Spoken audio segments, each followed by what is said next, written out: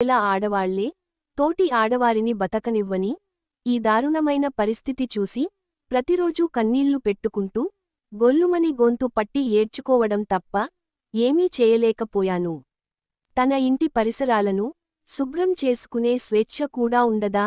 తన ఇంట్లో తను కాల్చుకుంటే ఎదురింటి వారు గొడవ చేయడం కరెక్టేనా? దోషిగా నిలబెట్టాలని చూడటం ఎంతటి నీచమో! కేవలం సాయం కోసం ఫోన్ అడిగితే దాన్ని సాకుగా తీసుకుని ఒక మహిళా క్యారెక్టర్ని బజారున పడేయడం ఏ రకమైన సంస్కారం? తోటి ఆడవారే దెబ్బతీస్తూ ఈ సమాజంలో మానవత్వం ఎక్కడుంది? వీరు కేవలం వ్యక్తులు కాదు, ఒక ఒంటరి మహిళ కనబడితే ప్రతీకలు. పోలీసులు చెబితే తప్ప భయం లేని వీరికి తోటి మనిషి పట్ల గౌరవం ఎక్కడ ఉంటుంది? దీని కొనసాగింపు పార్ట్ 3లో చూడండి.